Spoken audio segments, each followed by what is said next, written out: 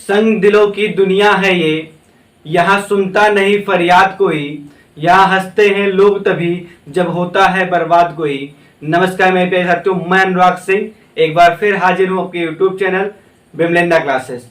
दोस्तों, जैसा कि हमने पहले लेक्चर में जाना कि बायोलॉजी क्या होता है, बायोलॉजी का इंट्रोडक्शन हमने बताया, बायोलॉजी का परिचय दिया आपको। उसी क्रम में हमने बताया क्या बताया, सेल के बारे में बताया। The structural and functional unit of life is known as cell. Cell के बारे में हम लोगों ने जाना, सेल क्या होता है। और आज बायोलॉजी के सेकंड लेक्चर में हम सेल देख लिए हैं। इसके बाद सेल के टाइप्स देखेंगे। बात जब सेल की होती है यानी कि सेल को हिंदी में कहेंगे कोशिका। The structure and functional unit of life को सेल कहते हैं, यानी कोशिका। जब ढेर सारी कोशिका यानी कि group of cell is known as tissue. Tissue को हिंदी में कहेंगे ऊतक। मतलब कोशिकाओं के समूह को ऊतक कहते हैं। और the group of tissue is known as organ यानी कि अंग। जब ढेर सारे टिश्यू यानी कि ऊतक इकट्ठा होते हैं, ग्रुप बनता है, तो क्या बन जाता है, organ. The group of organ is known as organ system.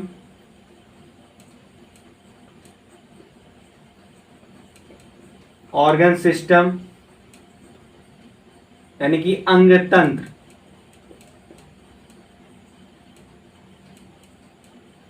अंग तंत्र बनाएंगे।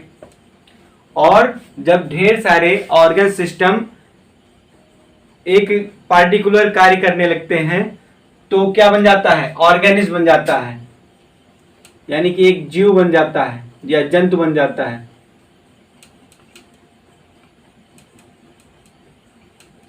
ऑर्गेनिज्म यानी कि जंतु। तो हम देखेंगे सेल क्या होता है। एग्जाम में किस प्रकार से पूछा जाएगा, ये नहीं पूछा जाएगा व्हाट इज सेल। क्या पूछा जाएगा, the structure and functional unit of life known as. तो आपको क्या टिक करना है, सेल पे टिक करना है। और इसी प्रकार पूछा जाएगा the group of cell is known as, तो आप किस पे टिक करेंगे, टिश्यू पे टिक करेंगे। तो structure and functional unit of life is known as cell and the group of cell is known as tissue and the group of tissue is known as organ and the group of organ is known as organ system। जब ढेर सारे organ system यानी कि अंग तंत्र मिलकर एक कार्य करते हैं, एक पार्टिकुलर कार्य करते हैं, तो क्या बन जाता है, ऑर्गेनिज्म बन जाते हैं, जीव बन जाते हैं, जंतु बन जाते हैं। तो इसके बाद देखेंगे टाइप ऑफ सेल। सेल कितने प्रकार के होते हैं।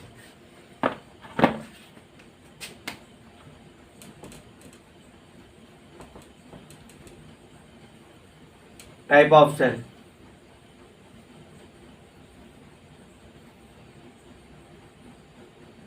there are two type of cell.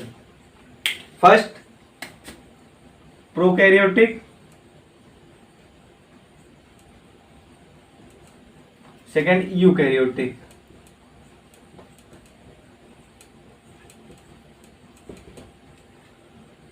Prokaryotic, pro means क्या होगा और कैरियोटिक मीन्स क्या होगा। प्रो मीन्स होगा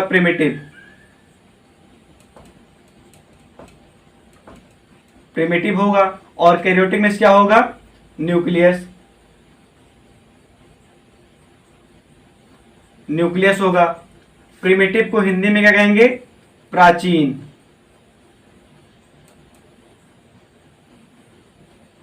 कहेंगे। और न्यूक्लियस को क्या कहेंगे, केंद्रक कहेंगे। यानी कि प्राचीन केंद्रक कहेंगे। और यूकैरियोटिक को क्या कहेंगे, true karyotic means nucleus. Nucleus. ये हो गया, इतना समझ में आया। क्या कहेंगे? प्रोकैरियोटिक यानी कि प्रिमिटिव न्यूक्लियस हो जाएगा, यानी कि प्राचीन केंद्रक।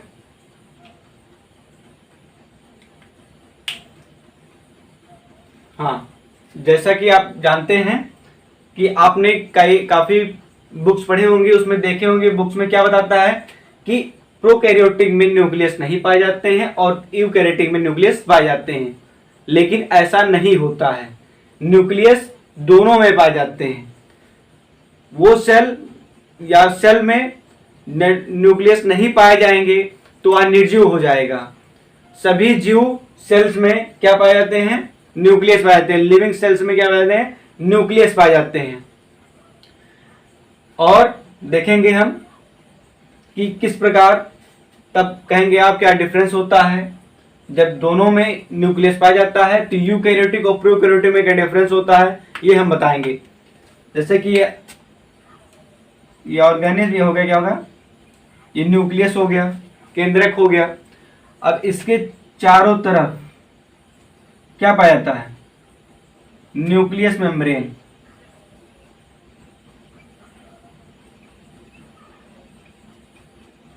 न्यूक्लियस मेम्ब्रेन यानी कि केंद्रक झिल्ली।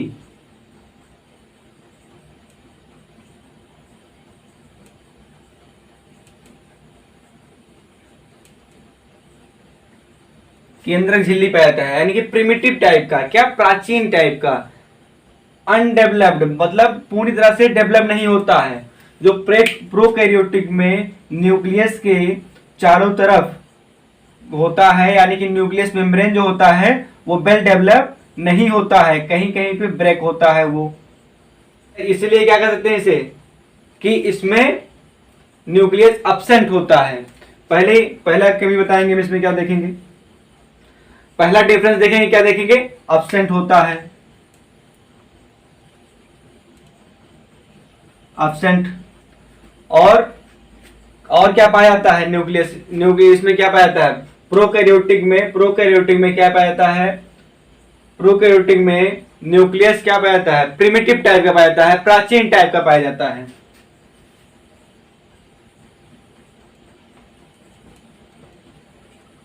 प्रिमिटिव टाइप का पाया जाता है। एलिमेंट्री किसे कहेंगे? टूटी फूटी सेल्स। टूटी फूटी क्या? केंद्रक झिल्ली पाई जाती है। तीसरा क्या होगा? रेडिमेंट्री यानी कि टूटी फूटी न्यूक्लियस मेम्ब्रेन पाए जाते हैं। तो इसके कुछ एग्जांपल्स देख लेते हैं, प्रोकैरियोटिक के कुछ एग्जांपल देख लेते हैं। क्या होगा एग्जांपल प्रोकैरियोटिक का? फर्स्ट एग्जांपल है क्या? बैक्टीरिया। बैक्टीरिया को हिंदी में कहेंगे जीवाणु, या पृथ्वी पे सबसे पहले उत्पन्न होने वाला जंतु या जीव है। बैक्टीरिया पृथ्वी पे सबसे पहले उत्पन्न हुआ था। और देख लेते हैं, इसका उदाहरण देख लेते हैं क्या है। एक और था ब्लू ग्रीन एल्गी।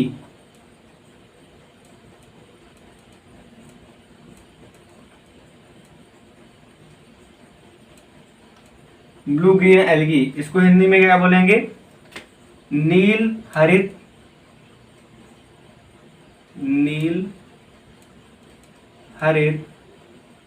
शैवाल। नील हरित शैवाल कहेंगे, ब्लू ग्रीन एल्गी। ये दो उदाहरण हो गए प्रोकैरियोटिक के। और बात करते हैं हम यूकैरियोटिक। यूकैरियोटिक क्या होगा? इसमें ट्रू न्यूक्लियस पाए जाएंगे, क्योंकि इसमें न्यूक्लियस हाईली डेवलप्ड होगा।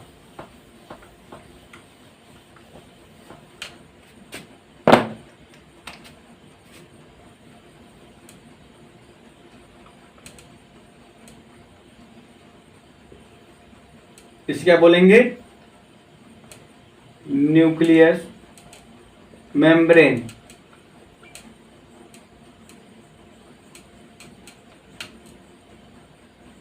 न्यूक्लियस मेम्ब्रेन, इसमें क्या होगा? न्यूक्लियस जो है हाईली डेवलप्ड होगा।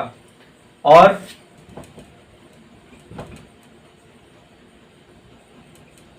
एल्गल सेल यानी कि शैवाल की कोशिका।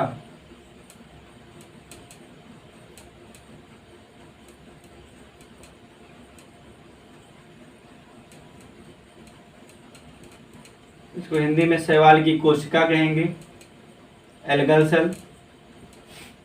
और दूसरा एग्जाम्पल हो जाएगा प्लांट सेल,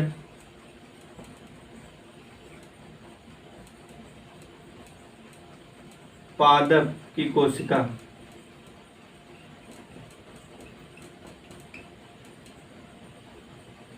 और तीसरा एग्जाम्पल हो जाएगा animal cell,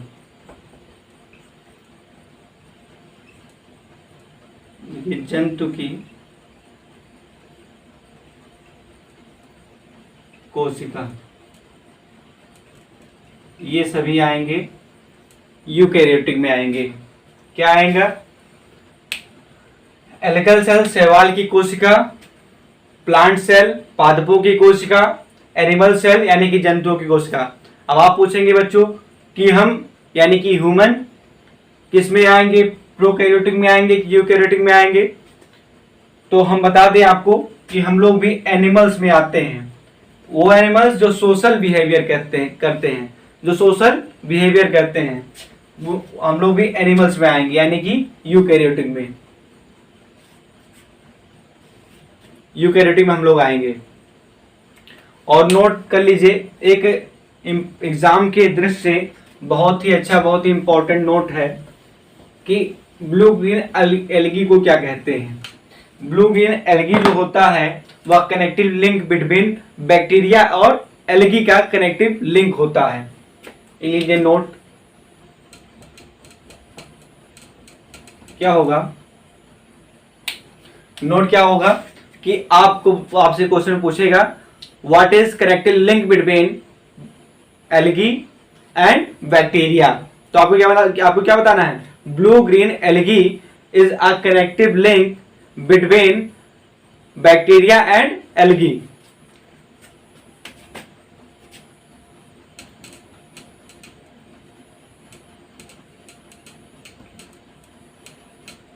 blue green algae पूछेगा, blue green what is blue green algae. तो आपको क्या बताना है? It is a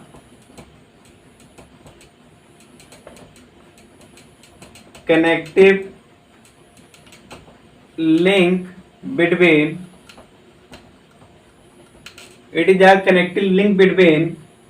bacteria and algae.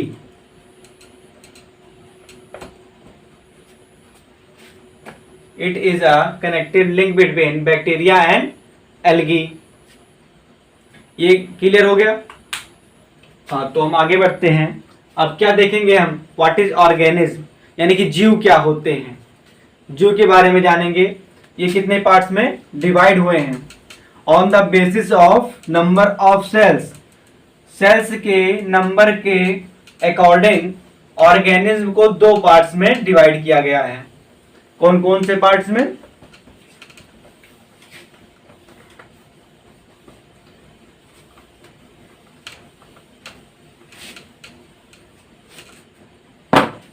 देखिए, ऑर्गेनिज्म,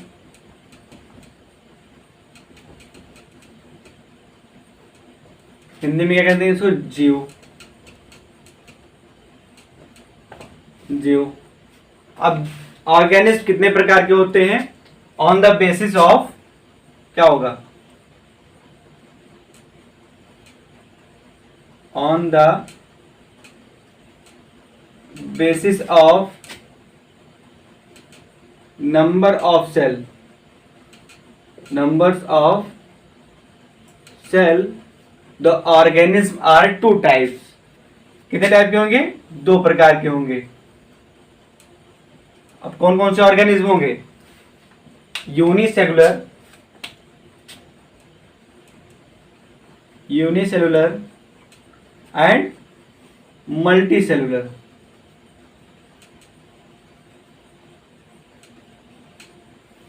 यूनिसेलुलर एंड मल्टीसेलुलर। अब इसको हिंदी में कहेंगे एक कोशिकीय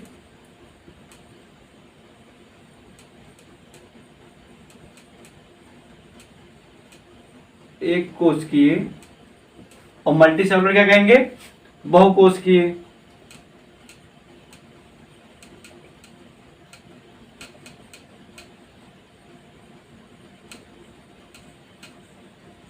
बहुकोशिकीय। अब देखेंगे यूनिमिस क्या होता है, सेलुलर मिस क्या होता है। यूनिमिस हो जाएगा 1 और सेलुलर मिस हो जाएगा सेल, जिसमें एक कोशिका हो उसे क्या कहेंगे, यूनिसेलुलर। और मल्टी सेलुलर में क्या होगा, मल्टी मिस हो जाएगा मेनी,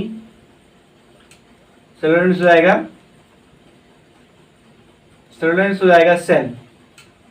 यानी कि जिसमें ढेर सारी कोशिकाएं हों उसे मल्टी सेलुलर कहेंगे, और जिसमें एक कोशिका पाई जाती हो उसे यूनिसेलुलर कहेंगे, यानी कि एक कोशिकीय कहेंगे। अब एग्जाम्पल देख लेते हैं इसका, कौन कौन से एक कोशिकीय जंतु हैं और कौन कौन से मल्टी यानी कि मेनी बहुकोशिकीय जंतु हैं। देखते हैं एग्जाम्पल।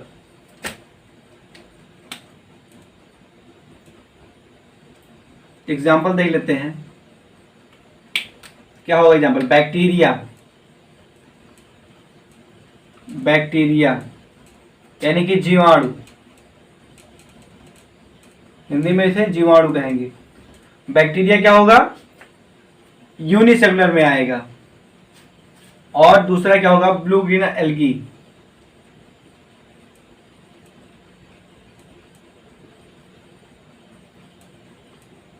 इसको हिंदी में क्या बोलेंगे, हिंदी मीडियम वाले छात्र देखेंगे, इसको हिंदी में क्या कहेंगे, नील हरित शैवाल,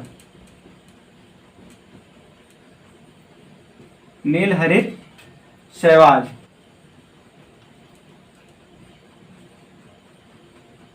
प्रोटोजोआ ये सभी यूनिसेलुलर यानी कि एक कोशिकीय जंतु हैं।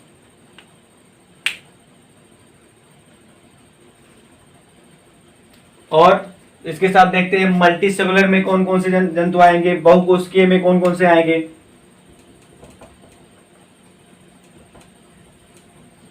एग्जाम्पल देख लेते हैं इसका, क्या हुआ, फंजी यानी कि कवक, उसके बाद क्या होगा, प्लांट्स हो गए, यानी हिंदी में जो पादप कहेंगे। और क्या होगा इसमें, एनिमल्स हो गए,